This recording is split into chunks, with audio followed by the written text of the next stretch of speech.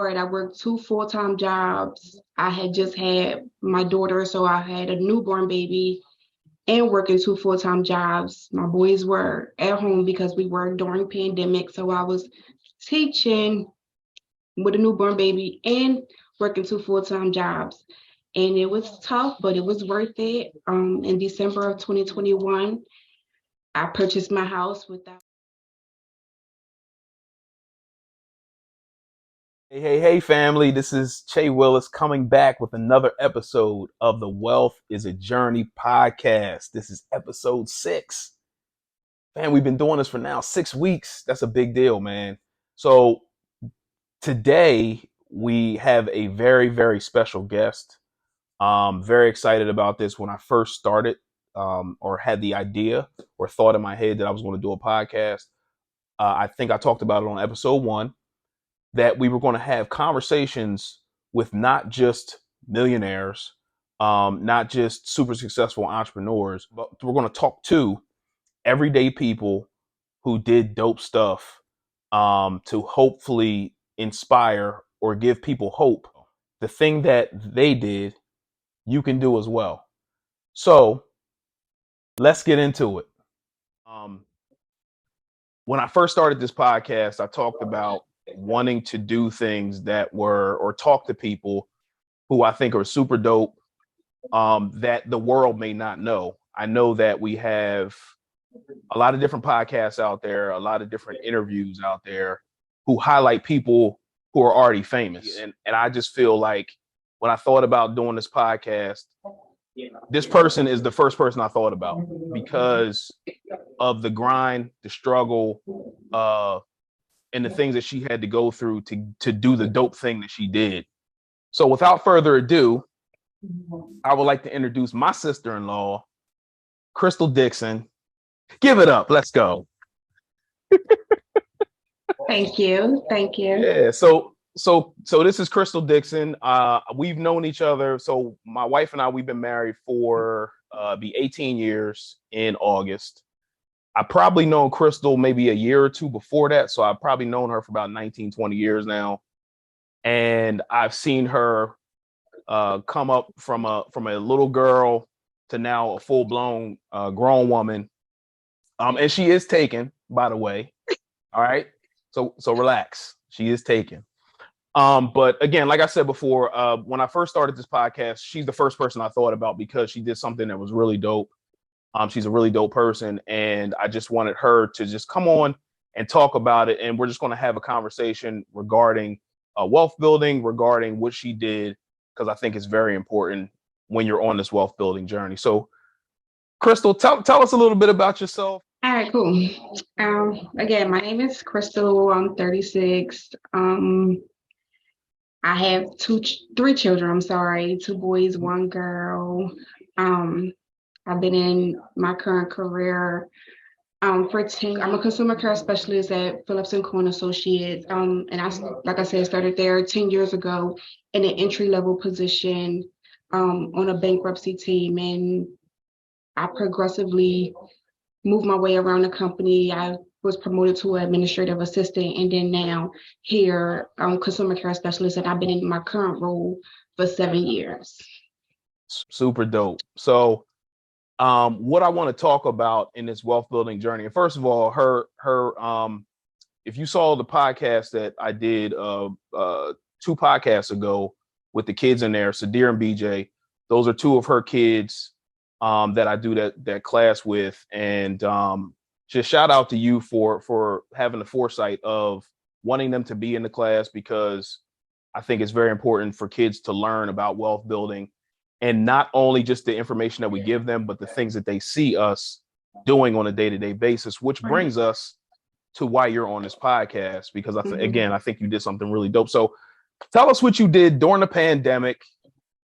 Let's talk about it. Let's get into it. All right. So during pandemic, I purchased my first house. Let's go. Thank you.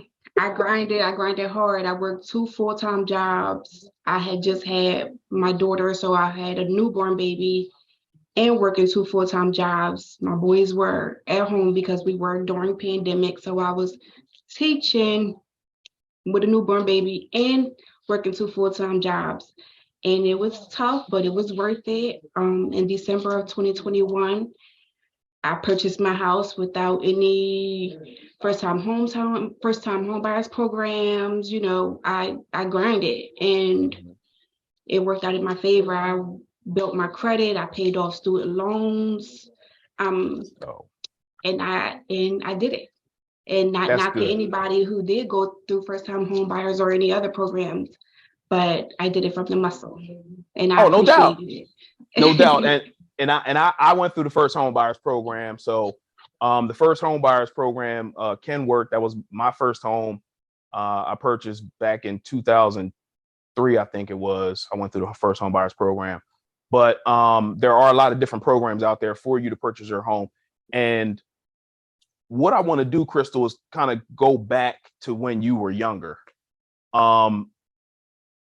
Did you grow up in a purchased home or somebody's home, or did you do rentals, or how did you grow up? Like, tell us about it. No, we definitely didn't grow up in a home that my mom owned. My mom, we lived in public housing. We moved around a lot. We lived with family members. Sometimes family members lived with us. So that wasn't owning a home wasn't familiar or wasn't trendy for me.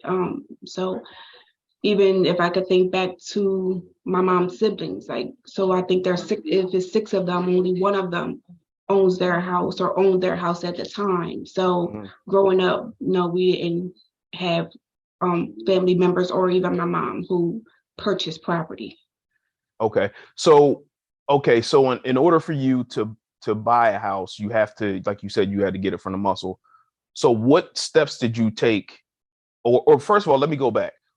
What gave you the belief, or what inspiration did you see? And the reason I asked that is because when I was a little bit about me is like I play golf, right? And when I was living in my house in Chester, Pennsylvania, my first house that I bought, it was a 3-bedroom house, 1.5 baths.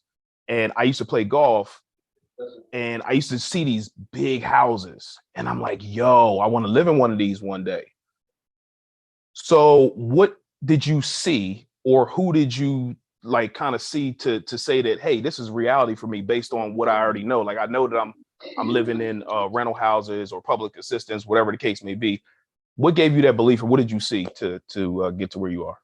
Okay. So let me rewind back because I worked 2 full-time jobs and I also did delivery for Amazon. So I worked 3 jobs, and my kids were right with me every time we would deliver packages. And we would deliver packages in areas where the houses were bombed. And my kids used to be in awe of these houses and like, oh, I wish we could have this, and oh, I wish we could have that. And we can't, and it can be our reality. And so that gave me a drive. Also, my sister, your wife, I always tell her like I copy you, or I want to be just like you, because I see the dope things that she has accomplished, and I do want to be like my sister. So she gave me, hope and encouragement. And also, we are from Chester, and I had 2 boys, and we lived in a high crime area, and I knew that wasn't a place where I wanted to raise my kids. I knew it wasn't the schooling that I wanted my kids to come through to. So that was also my push to know that not only did we want to be out of Chester, then we wanted to buy a house as well. That's what's up. So where did you learn about money? Because if you're you're in public housing, whatever the case may be, and you don't necessarily have a lot of money, and that's what you see as a kid growing up, right? So where did you learn about money to be able to have the foresight to say, okay, well, I need to save, or I need to build up, or I need to have these 3 jobs? Like, where did that come from?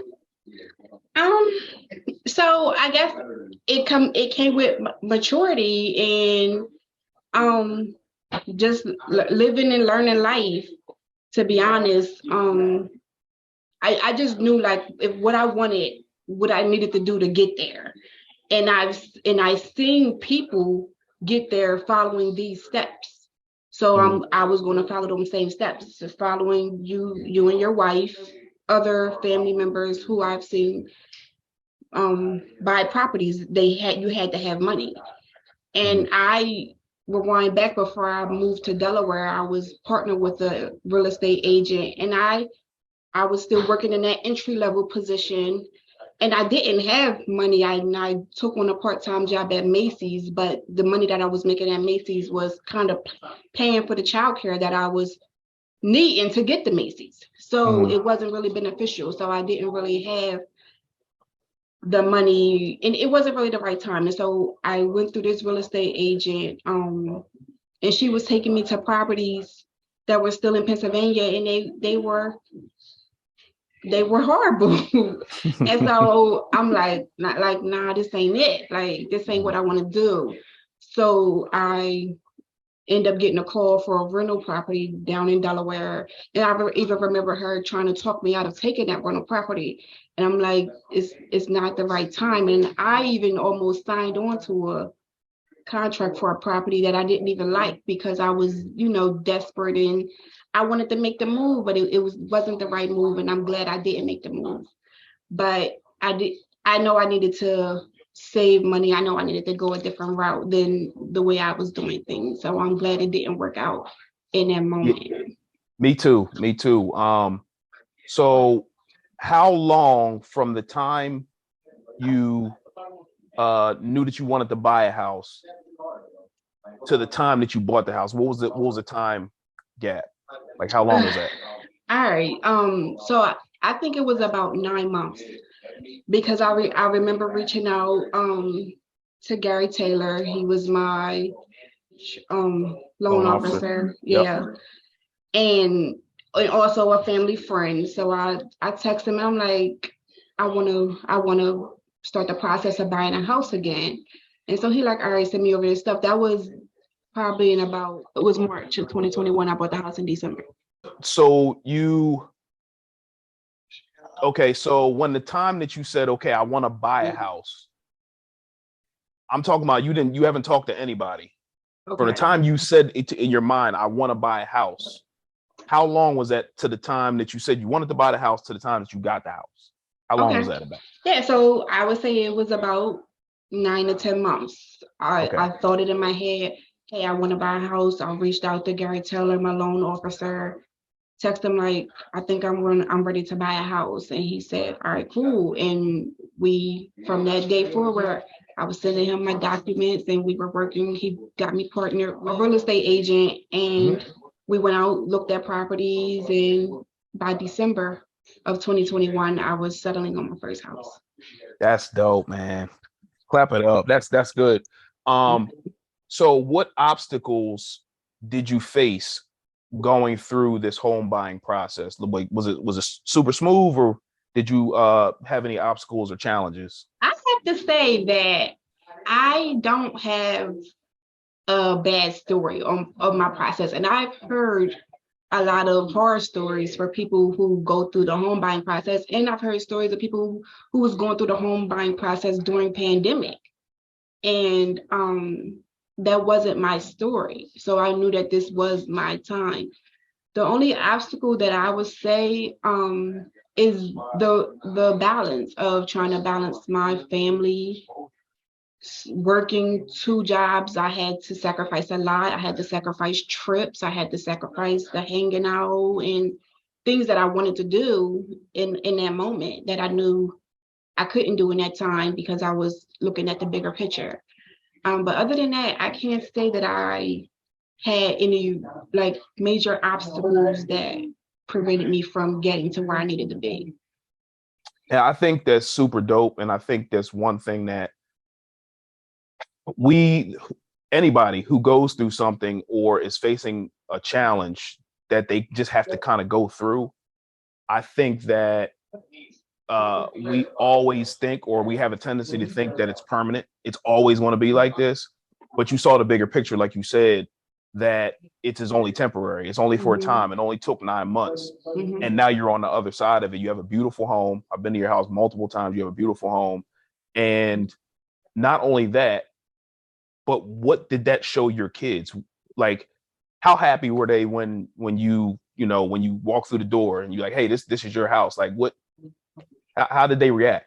my kids were very happy. They ran around this house and I let them, and just to see them like run around here and like this is ours. Like this isn't this nobody else's. This isn't anybody else's but ours. It's a feeling that you can't even describe. Like it was immaculate to see them just run around here, and we came down every day. Before we moved in, we came down and we cleaned it together as a family, and is something that I can't even describe. Like it's the feeling that touched my heart to see them like this was ours and we worked hard for this. Like and like I said, we flexed and they wanted property. They wanted these properties that they only, seen in areas where we don't usually go to, and Mhm.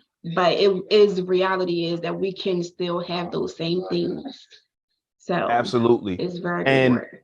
yeah, and what you have to think too, think about, like you said, you look up to your sister, right? When we first lived in that property in Chester, that was a nice house, but that's not where we wanted to stay, right? Mm-hmm. So then we took another step and then we moved to Bear, Delaware, which was a nicer house than the house we just came from. And Mm-hmm. now we're in an even nicer house from that house. Right. So that, even though you showed them that, that's not necessarily where you may end up.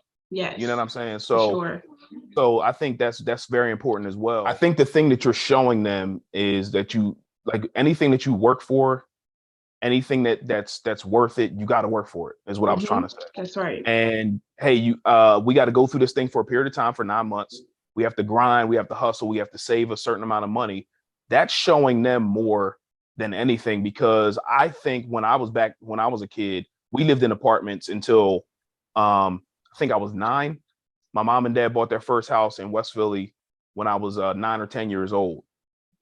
But what did that show me? It showed me that I could own a home too. Mm-hmm. And then the house that they moved to after they left West Philly was nicer than the one that they just came from. Right. So you're teaching your kids a lot of different lessons Mm-hmm. that I think that we overlook a lot of times. Like, yeah, I Mm-hmm. bought a house, Yeah. that's cool, but the lessons that the kids are learning along the way is bigger than anything, because Right. you learned a lesson when you were a kid.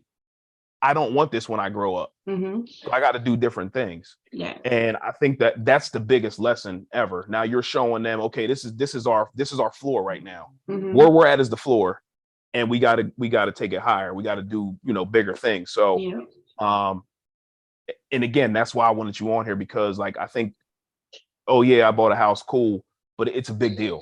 Like it's a Mm-hmm. really big Thank deal. you. Yeah. So let me ask you this. So have any of your friends at this point asked you, like, hey, are they kind of looking up to you now, or any of your friends like, yo, this that's dope what you did. How did you do it? Yep. Yeah. So both of my closest friends also are now currently in pursuit to buy a house. We save together. We have saving challenges, and that's actually something that one of my friends inspired me on, because like her savings, she's doing a whole lot better in her savings than I am right now. Mhm. So we piggyback off of each other. Like I also partner one of my girlfriends with Gary Taylor. He's definitely reputable. So it's definitely a slow process, and everybody's process or everybody's journey is not the same. But yes, both of my most closest friends are currently in pursuit to buying a house and own a property. That's dope, man. And it takes one person to do it, Mm-hmm. and then everybody else can kind of follow suit. I this is off the subject, but the way that I felt like I could get married was because my man Eli, he got married. I went to his wedding. I was still single at the time, but then he got married. I was looking around, I'm like, yo, I got a good woman. I could get married too. Like this is possible for me. Like like your sister, she checked all the boxes for me, Mm-hmm. and I felt like I can do this. So because you took that leap to do what you did, you're showing lessons to your kids, and now that you're the trendsetter for your friends too, Yeah. which again is super dope. Yeah. So one thing that when we had that class 2 weeks ago, I'm sorry, last month, when I was talking to BJ, and first of all, BJ's the man, by the way. Yeah. Mhm.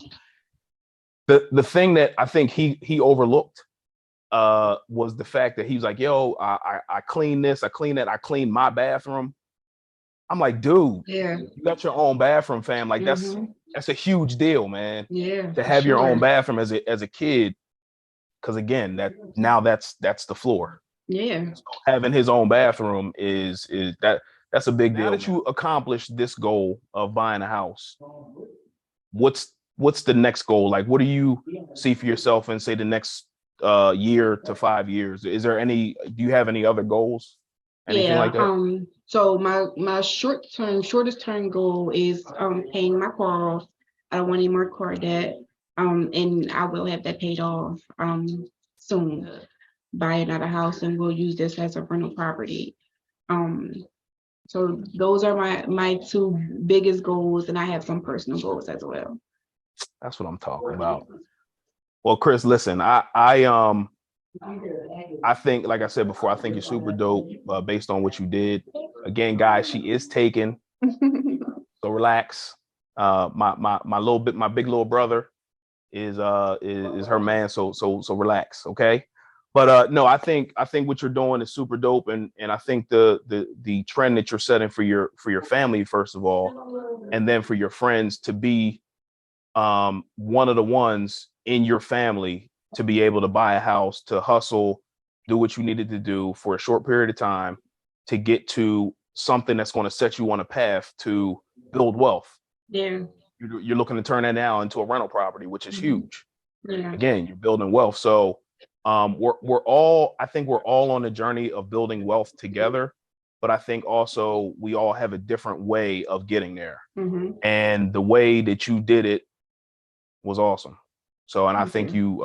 you need to be applauded for that, to have and be able to juggle all these different things and then still be able to knock down that goal. So, this is one of the reasons, again, like I said, I wanted you on this podcast because I think that everyday people need to be inspired Mm-hmm. because they may be feeling down, like, yo, I got one job and I don't feel like I can do it, and I'm single, I don't have any kids, but you have 3 kids, you had 2.5 jobs or 3 jobs that you were doing at the same time to get to your goal. And I think, again, people need to hear that because people need to be inspired to take action to get to the goals that they want to do and not Yeah. feel like, okay, well, I got this one thing holding me back when you had all these different things trying to hold you back and you were able to accomplish it. Yeah. So I feel like, again, you need to be applauded for that. Thank So you. Thank you. Thank you. yeah, no doubt, no doubt. Any closing remarks that you want to Yeah. talk about? So I definitely want to talk about, so my kids are also, I'm doing all this for them, but they're also my inspiration. Like I said, my upbringing was a whole lot different than my children's upbringing. My kids are 13, 9, and 2, and they already have bank accounts. They've had bank accounts for 2 years. Let's go. They have stocks, and they were getting stocks at a year ago, and I'm just 30 something years old getting stocks. So Mhm. and we're learning stocks together. I didn't know the first thing about a stock or anything in between that. So Mhm. they inspire me as much as I am working hard to be their inspiration. We're all doing this together, and they are my push. They're Mhm. my push, and I wouldn't have it any other way. Like, or is our story is made for us, and I wouldn't change a thing about it. That's what's up. And what you said was very key. Is you guys are inspiring each other. Well, you inspire them, they inspire you, and you had one upbringing, and now you're changing their upbringing based on what you learned that you didn't want. Yeah. Um, and I think also that I think we're deceived into thinking that we're going to be doing what we're doing forever, Mm-hmm. but we're not. Like, well, Mm-hmm. one day we're eventually going to get old, and I think that we need to get to it while we can, while we're Yeah. able, Yeah. so then when we do get old, we can be comfortable Mm-hmm. and chill, and even before we get old. But you see what I'm Right. saying? Like, Yeah. I think that's very important. So, um, again, thank you for joining the podcast. I definitely appreciate it, and hopefully, I'm sure that people will get some value out of this conversation. Yeah, for So sure. definitely appreciate you, sis. No problem. Thank you for having me on. Man, I hope that you guys enjoyed that episode as much as I did doing it. I think that sometimes that we do dope stuff and it gets overlooked. And when you're on your wealth building journey, it only takes a step. It takes belief that you can do a thing. Then you have to put steps in place and then you have to execute on those things, the plan that you have. And the longer you do it, the easier putting one foot in front of the other is. Our entrepreneurship highlight today is my man, Gary Taylor. Crystal mentioned him in the podcast episode. Gary Taylor is the owner or co-owner of Affluent Mortgages. I will put his information below. His information will be below. Um, it's a black-owned business, and he is. I could say that he has a mortgage firm.